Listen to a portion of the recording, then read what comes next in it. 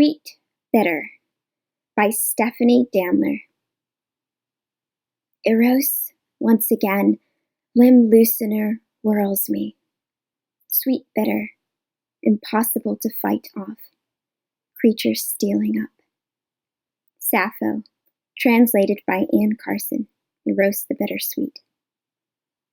Let us now cast a philosophical glance at the pleasure or pain of which taste may be the occasion.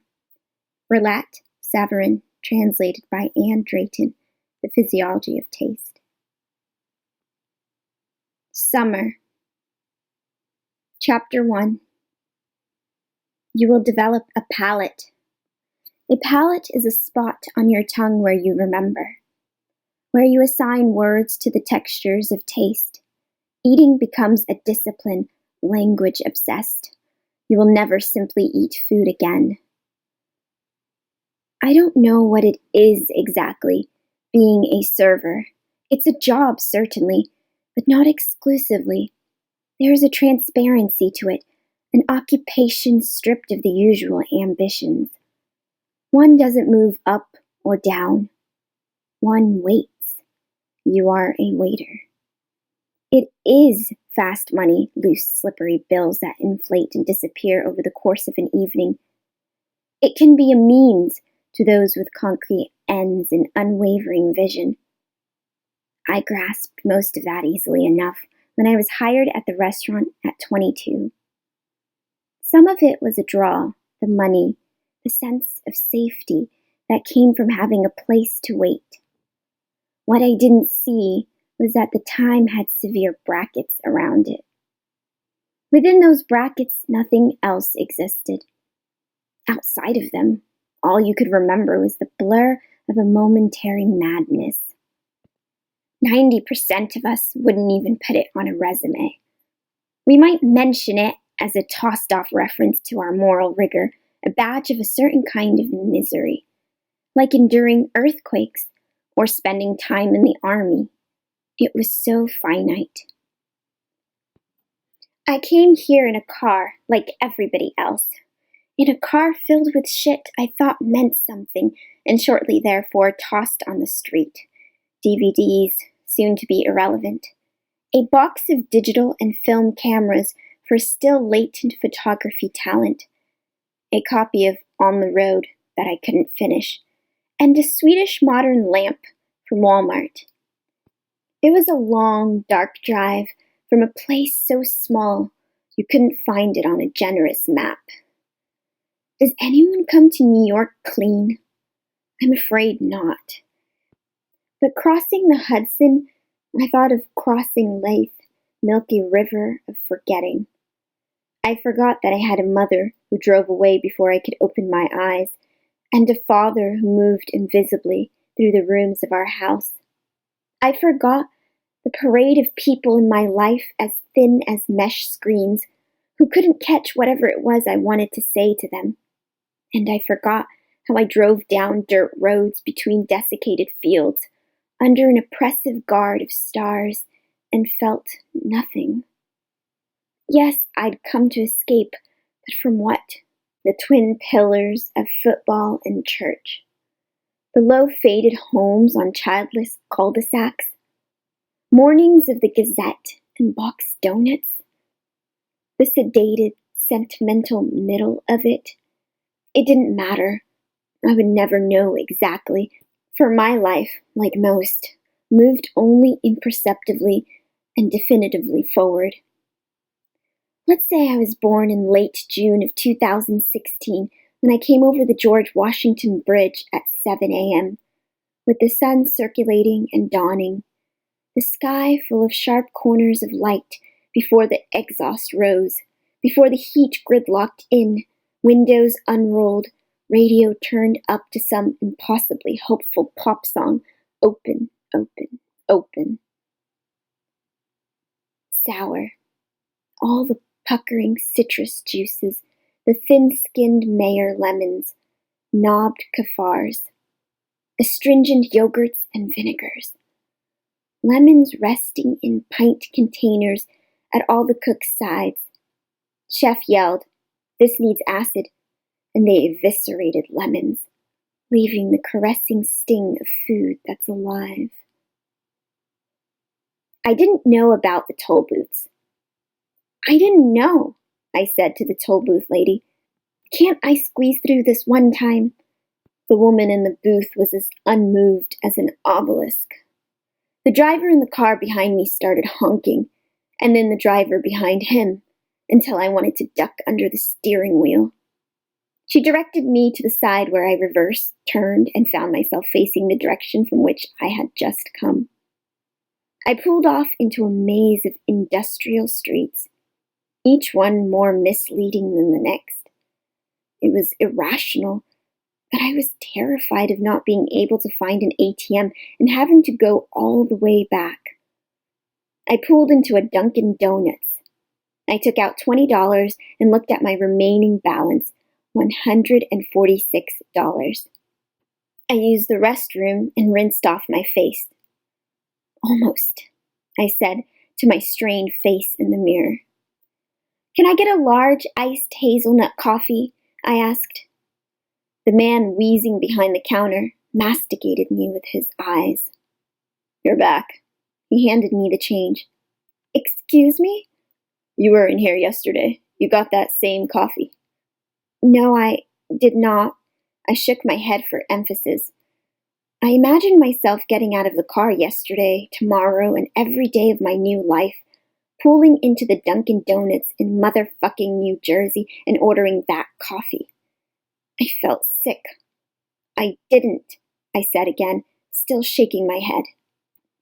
I'm back. It's me, I said to the toll booth woman, rolling the window down triumphantly. She raised one eyebrow and hooked her thumb into her belt loop. I handed her money like it was nothing. Can I get in now? Salt. Your mouth waters itself. Flakes from Brittany, liquescent on contact. Blocks of pink salt from the Himalayas. Matty gray clumps from Japan. An endless stream of kosher salt falling from chef's hand. Salting the most nuanced of enterprises. The food always requesting more, but the tipping point fatal. A friend of a friend of a friend, his name was Jesse. A spare bedroom for $700 a month. A neighborhood called Williamsburg. The city was in the grips of a tyrannical heat wave. The daily newspapers headlined with news of people dying in Queens and the outer boroughs where there were blackouts. The cops were passing out bags of ice and evaporating consolation. The streets were wide and vacant, and I parked my car in Roebling. It was mid-afternoon, there wasn't enough shade, and every business seemed closed. I walked over to Bedford Avenue to look for signs of life. I saw a coffee shop and thought about asking if they needed a barista. When I looked through the window, the kids on laptops were thin-lipped, pierced, gaunt, so much older than me. I had promised myself to find work swiftly and unthinkingly, as a waitress, a barista, a whatever-the-fuck job so I could feel planted. But when I told myself to open the door, my hand objected. The waterfront skyline was plastered skeletons of high-rises escalating out of the low buildings. They looked like mistakes that had been rubbed out with an eraser. Creaking above an overgrown, abandoned lot was a rusted-out mobile gas sign, all around me ambivalent evidence of extinction. This new roommate had left the keys at a bar near the apartment. He worked in an office in Midtown during the day and couldn't meet me. Clem's was a dark spot on a bright corner, the air conditioner rumbling like a diesel monitor. It anointed me with a drip when I walked in, and I stood blinking in the airstream while my eyes adjusted. There was a bartender leaning heavily against the back counter with his boots up on the bar in front of him. He wore a patched and studded denim vest with no shirt underneath. Two women sat in front of him in yellow print dresses, twirling straws and big drinks. No one said anything to me. Keys, keys, keys, he said when I asked. In addition to his body odor, which hit me in the face on my approach, this man was covered in terrifying, demonic tattoos. The skin of his ribs seemed glued on, a mustache as defined as pigtails. He pulled out the register, threw it on the bar, and rummaged through the drawer underneath. Stacks of credit cards, foreign change, envelopes, receipts. The bills fluttered against the clamps. "You Jessie's girl?"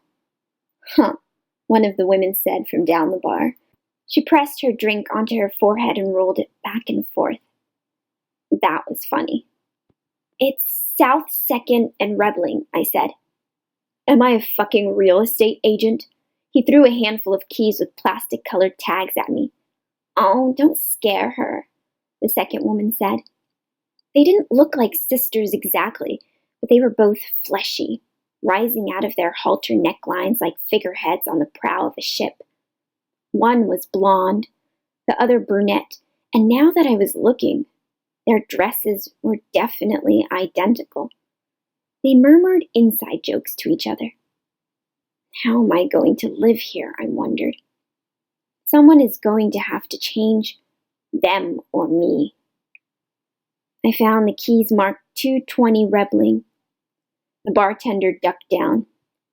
"Thank you very much, sir," I said to the air.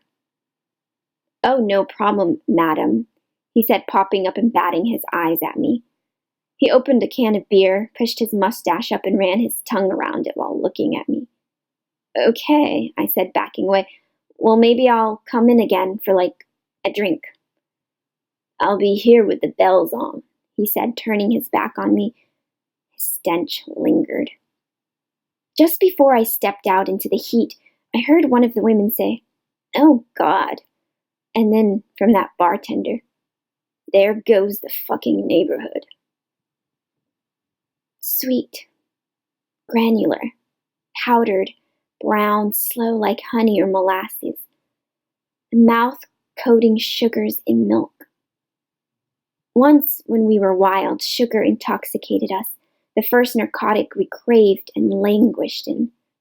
We've tamed, refined it, but the juice from a peach still runs like a flash flood.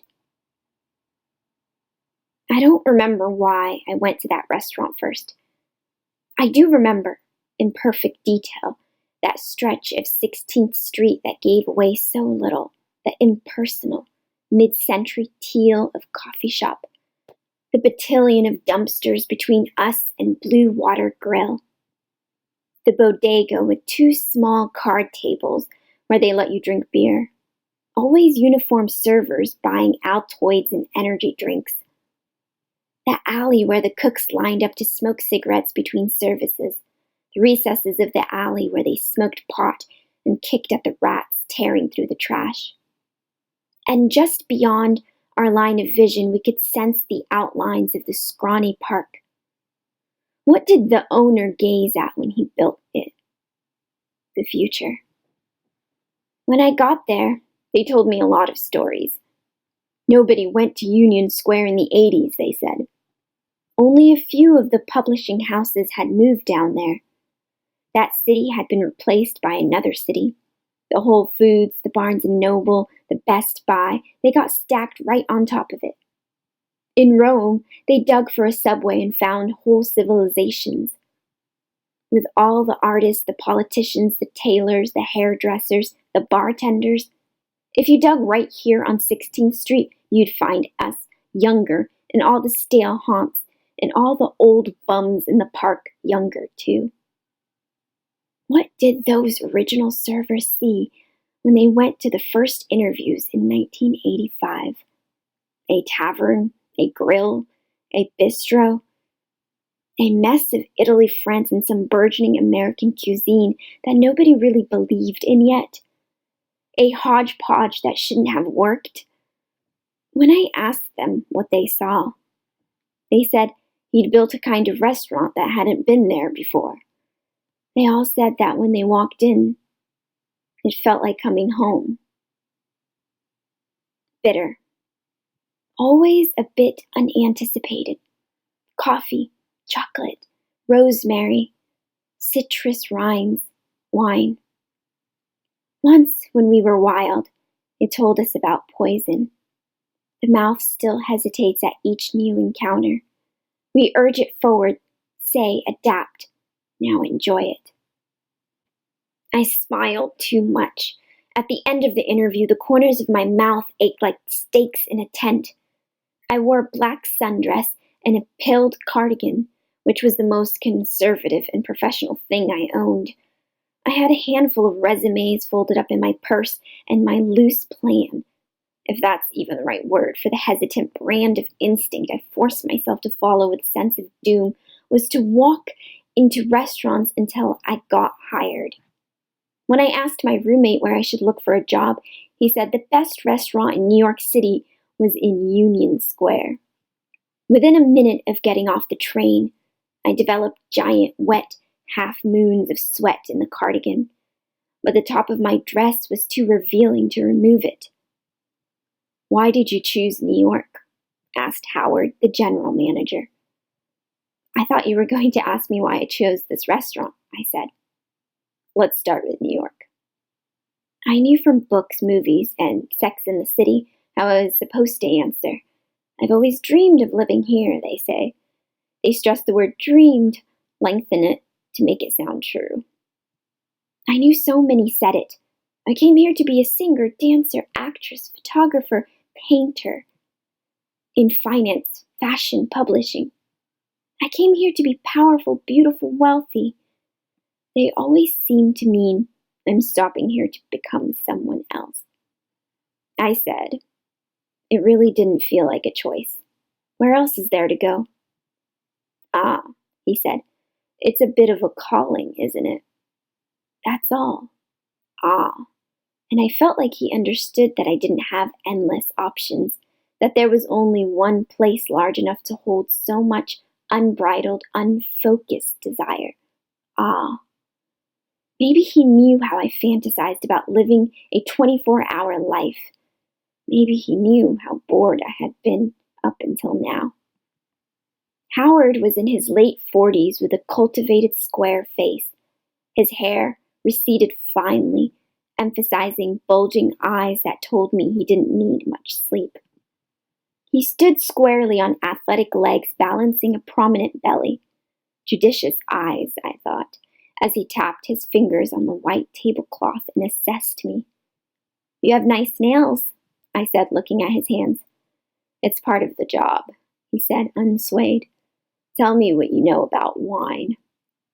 "Oh, the basics. I'm competent in the basics." As in, I knew the difference between white and red wine, and it couldn't get more basic than that. "For example," he said, looking around the room as if plucking a question out of the air, "what are the 5 noble grapes of Bordeaux?" I pictured cartoon grapes wearing crowns on their heads, welcoming me to their chateau. "Hello, we are the noble grapes of Bordeaux," they said. I debated lying. It was impossible to know how much honesty about my ignorance would be valued. "Merlot?"